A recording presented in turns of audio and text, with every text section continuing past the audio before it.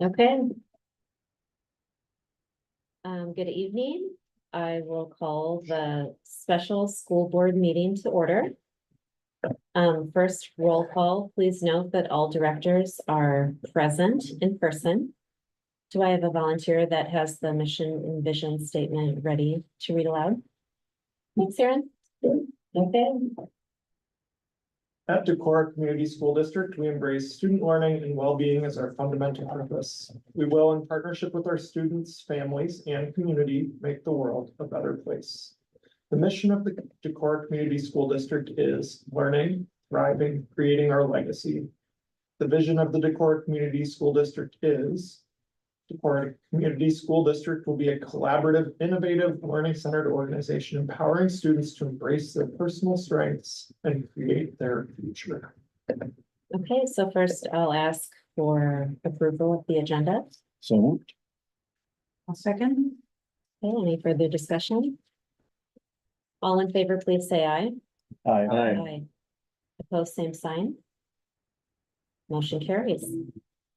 For new business tonight, the first item is to approve a petition for the November election on a general obligation bond project not to exceed $38 million to fund the construction of a new elementary school. And attached, you will see the drafted GO bond petition, which we have to have signed by a certain percentage of voters that engaged in the last election. Tim, do you want to tell us more? Absolutely. So this is the actual petition that will be circulated in the community. It's pretty self-explanatory. It authorizes the board the ability to issue $38 million in general obligation bond if it's passed. As a reminder, if we get enough signatures, I'm just looking up, I know I put that in the notes. We had 2,690 ballots cast in the last school election. So 25% of that would be 672.5 signatures. Obviously, when you do that kind of thing, it's always a good idea to get over that because you have to validate all the signatures and whatnot. But this is the actual petition that folks will sign and can start being circulated in the community if this if the next action is the board approves this step. It will cause us to then need to do step B because it's $38 million, and I'll talk about what step B is or new business item B when we get to that. But questions about this, I can maybe a good time to remind that the district, all the GO bonds that the district has issued in the past are going to be paid off this the last payment will be June of 25, July of 25, May of 25. So our last, yes, thank you. Our last GO bond. So, basically we've paid off everything that we've borrowed against, and that includes, the middle school, the Carrie Lee remodel, and the high school project. So, one of the reasons it's a really excellent time for the district to look at taking on another GO bond project is when you've completely paid off the other projects. And so when we get to item B, I'll talk a little bit about the fiscal impact on the tax and stuff like that. And just to remind the board, at our regular meeting at the beginning of the month, we heard from Mark Jensen representing the facility committee. And the $38 million amount was recommended unanimously by that committee. And, of course, the plans thus far are the footprint of the building and the estimated site plan. So we'll be continuing, as the project moves forward, we will be working with architect and a construction manager at risk to zero in on that price estimate. But this will be a good start to give the flexibility that is needed to build a new school that would go to bid, 18 months after a yes vote in November. So it's a complex process.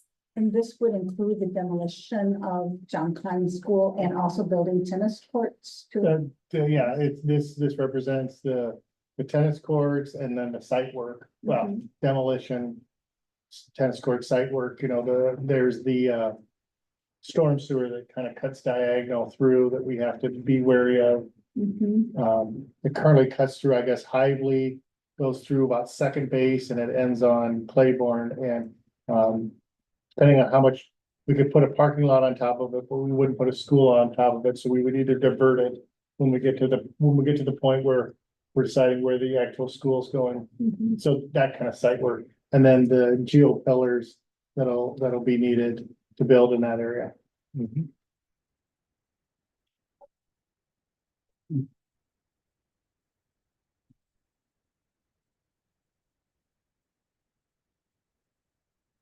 Assuming that our vote is yes, my follow-up question, to all of this would be, who is going to be out there collecting said signatures? Mhm. Well, that traditionally has been the junior members of the board. Actually, always had that, yeah. Yeah. Exactly. Right after they walk Walked the in car. Nice.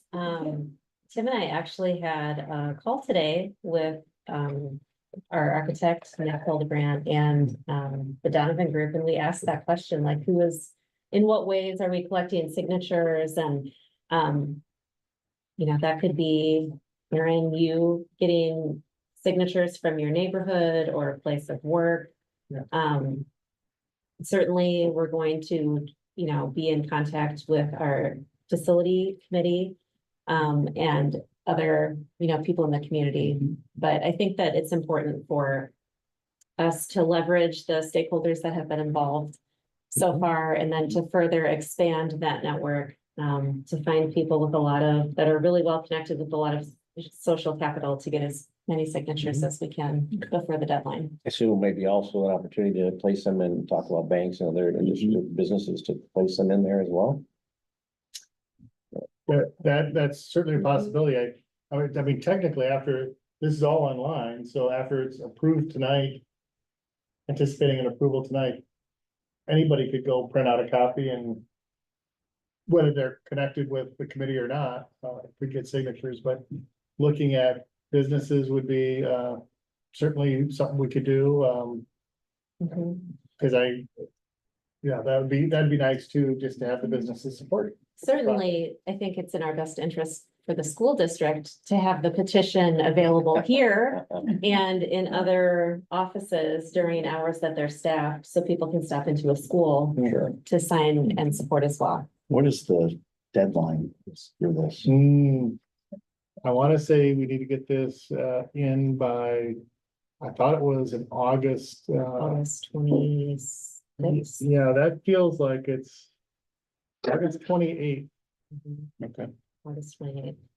but we wanna have it in, Right. early August, so we can review and make sure we have enough. So this is not the assignment that you get done at, August 28th at 4 p.m. So, And the one thing that I would know too, we need to, if we're working, getting these, remind people to include a mailing address so that we verify that they are in fact residents of the district. Correct. And a mailing address means a street address, not a PO box. Yeah, because your PO box could be owned by somebody who lives in Prescott. Correct. And legible is a priority. You know what, that's right, that by having this, you might want to revise this a little bit to have a. Break down the city and. Their address a little bit different from just having one line, maybe have a name and a spot.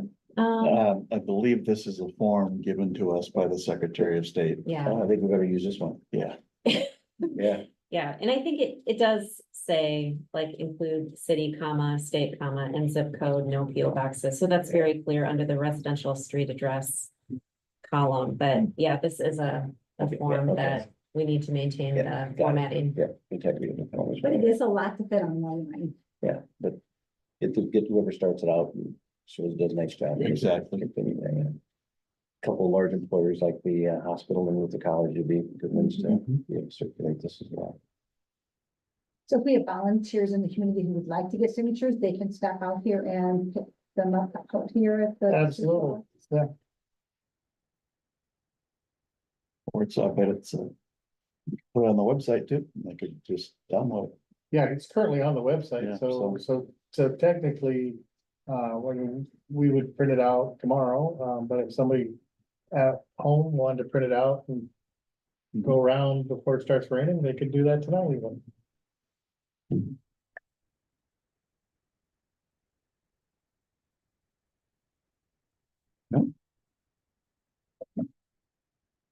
I move that we approve a petition for the November election on a general obligation bond project not to exceed $38 million to fund the construction of a new elementary school. I'll second. Okay, there's a motion and a second. Any further discussion or questions? All in favor, please say aye. Aye. Opposed, same sign. Motion carries. Next item on the agenda is to approve a resolution ordering a special election on the question of approving a debt service levy for the payment of general obligation bonds. And so, this is needed with the approval of agenda item A to issue, to place on the ballot the idea of geo bonds for 38 million. That will require the district to exceed the current $2.70 levy and not to exceed $4.05. Which requires a vote. It's gonna require the same 60% plus one person vote that the geo bond will require in November.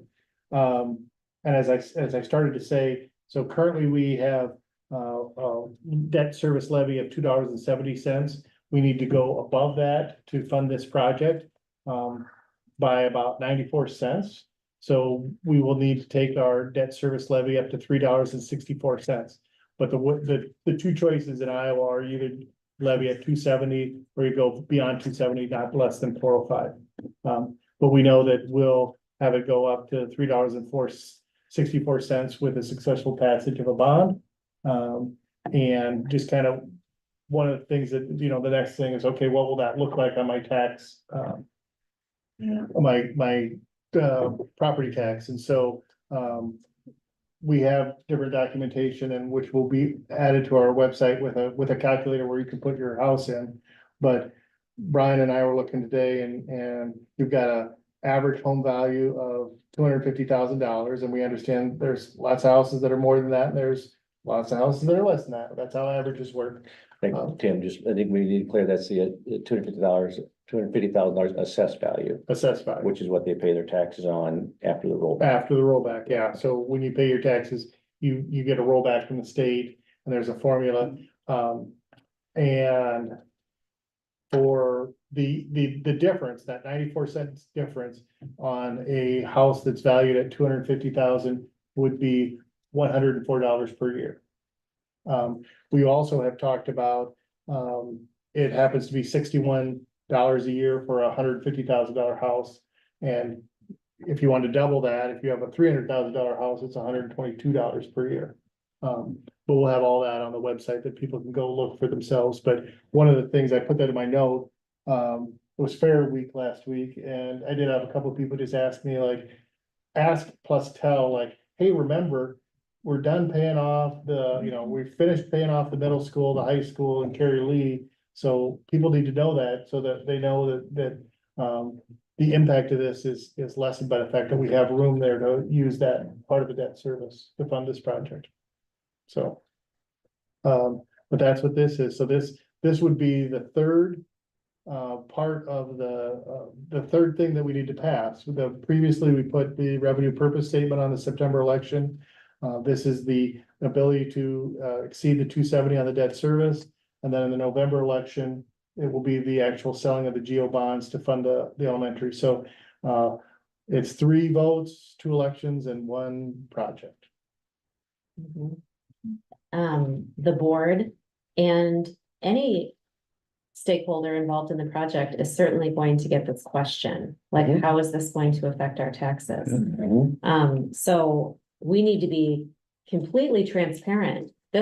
We are asking the community to pass this incremental increase in order to invest in the future of our education.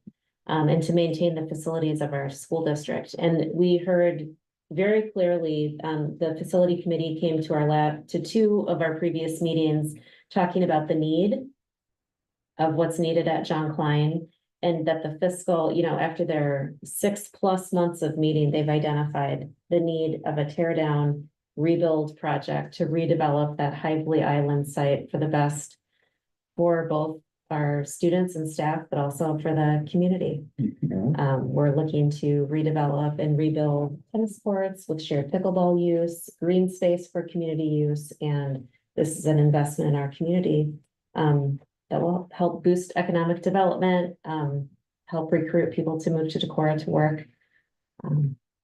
And clean up that area down there, And all the the- way from where clean it up. the parking is on the east side with the gravel parking lot and all throughout that whole piece of property. Surely, this will be it'll be a great addition to the community. Mhm. And, we'll have a gym, there's a gym there that's used as a cafeteria and then broken down for a gym that will be available also for park and rec and public use and those youngest learners, deserve it, and the teachers deserve it, and the community deserves it. So, yeah, this is exciting. If it can be done for, for somebody with a $250,000 assessed value house for $8 a month, I think, or $8.70 a month. Mhm. I think, this, Ron has said before many times, the time is now, or the time was 5 years ago, but, it's exciting to be able to finally go forward and work towards getting this in school. And I mean, we need to think about all the stakeholders in our community. And I don't want to assume that $8 a month is affordable to everybody, Right, because correct. not everyone. There are families that are pinching every single penny right now. But the risk of not passing this project this year could lead to a greater financial demand on our community in future elections. So I guess I full-heartedly believe that the time is now to pass this project, and this is really, I know that this is a project that's been talked about for years and years and years, but this is the first time that we've had the opportunity to truly move forward after the collaborative effort with the city of Decorah. So this is I really, to the board, this is the right thing. Yeah, and I think this is a real milestone in the sense that for 50 years, they're really, roughly, not looking at exact dates, but we hadn't really done anything to our facilities. The same buildings that, I went to were in use without any sort of renovation for a great number of years afterwards. And now the middle school was taken care of. The high school's been taken care of.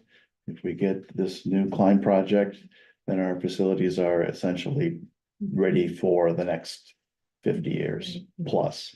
Carrie Lee also. Yeah, forgetting to mention Carrie Lee, yeah. So it'll really be the completion of a major step for the community, for the district, to have upgraded all of our facilities to be future ready Mhm. Mhm. and air conditioned. Mhm. Well, and air conditioned, but it's more than comfort. It's hours in the classroom Yeah. without having to dismiss school early. And the quality of the education. also for our Absolutely, students sure. without those disruptions, and then to have a climate controlled area building for them to use. Or some of those teachers, like the specials teachers, are working in spaces that don't have, so they are in like the hottest, Right? least ventilated areas of the building all day with small children. That, And as we said before, this facilities committee and architect, and we've looked at this for years, a way to help our transportation for dropping off the students and Right. separate the students from the buses. And this is gonna be a given opportunity to, to increase the drop off area and make it a lot safer as well. Not to mention security of the building itself. Yeah, for a building that's almost impossible to keep safe at this time, but yeah. And we don't have to pay for it for a certain number of years, but this building, we're looking at a 50-year building plus for students in our community. And if we were not to approve this, we would still be spending a lot of money to throw Band-Aids at John Klein and West Side, which would be money down the drain. Mhm. Yeah. Well, fun fact that I just learned last week, the west side has two boilers, but one of the two is the oldest boiler in operation in Iowa currently. Which is maybe not an. Not really excited to say. Yeah, I guess we could say we've taken good care of it to have it last that long and, There you go. I had a great uncle who was a custodian there in the seventies, so we'll have to thank Uncle Kittle for his work on the boiler. That's right. I remember when I first came on the board doing tours of all the buildings and going down to the basement there and seeing those old boilers, and it was, okay, hang on, you can do it. Yeah. Mhm. Yeah, and to that point, there is a part that as there are repairs needed at those buildings, and some of it's been deferred because we kept thinking this project was coming, but there could be a boiler failure at West Side, which would, we hope that doesn't happen, but that could that would be a tough thing to do and could be a lot of money that we have to put out, so now the sooner we do some of these, the sooner we avoid those potential problems.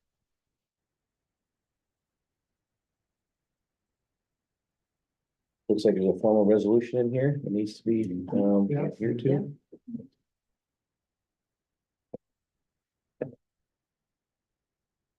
Well, I'm sold. I will make the motion that we approve the. So go back to get the language exactly right. Approve the resolution ordering a special election on the question of approving a debt service levy for the payment of general obligation bonds. And this is up to $4.05. Up to $4.05. So it could be less. Well, we know it's gonna be $3.64, because we already know what we asked for in agenda item A. The two things you can do is you can be at 270 or you can not to exceed 405. So this is just the state to the two levels you can have at the state, but we already know it's gonna be $3.64.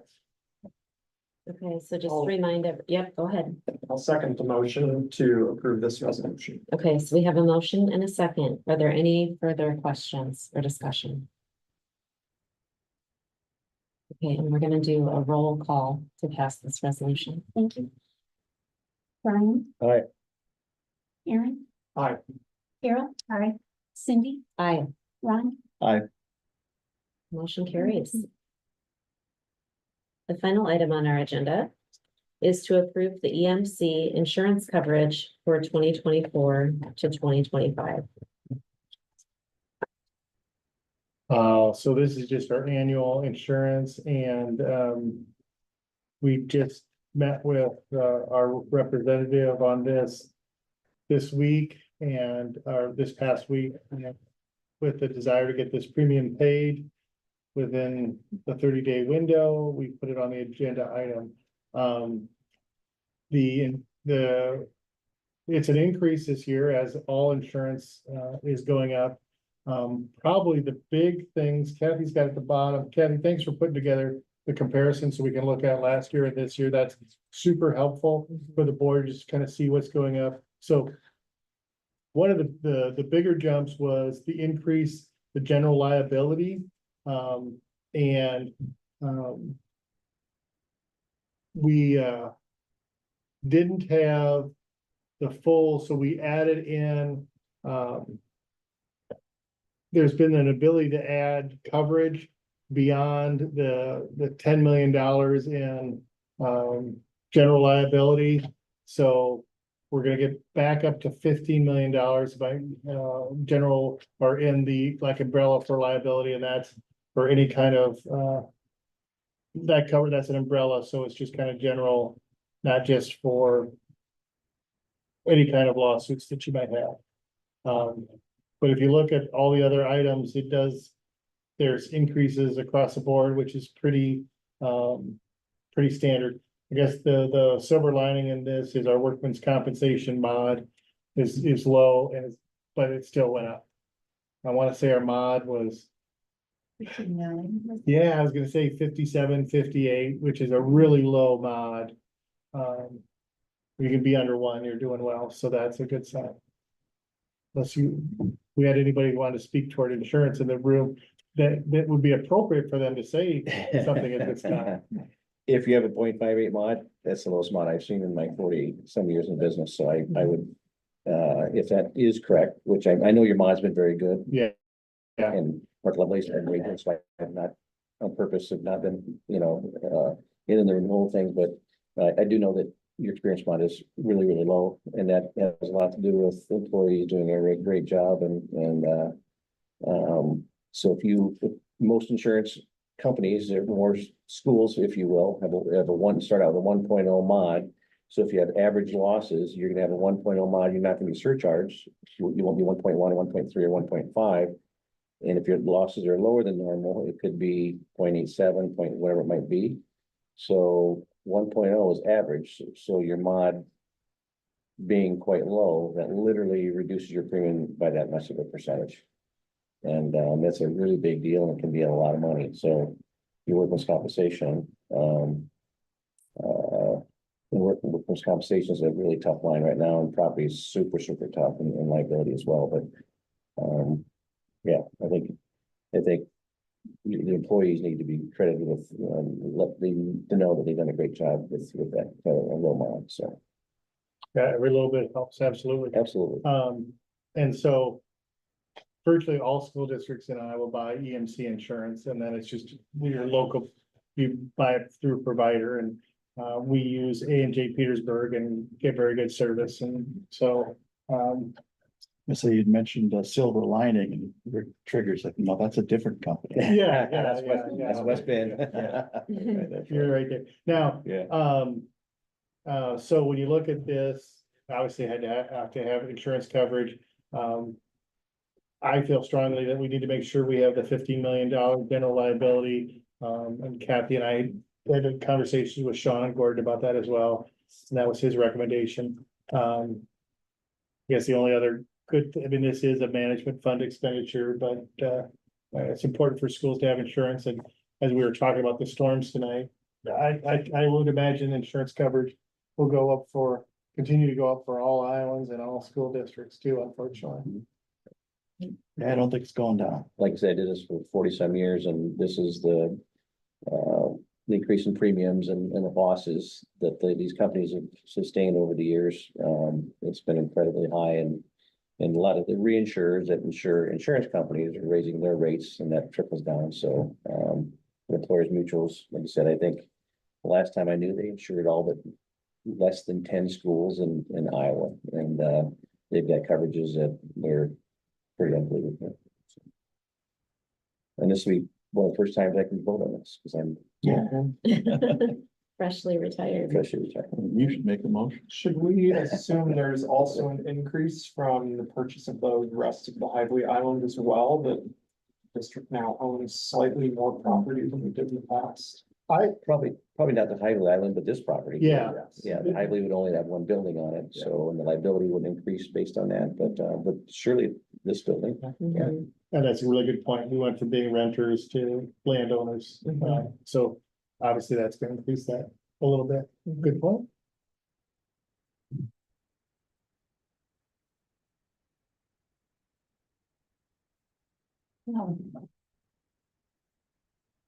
I move that we approve insurance coverage for the 24-25 school year.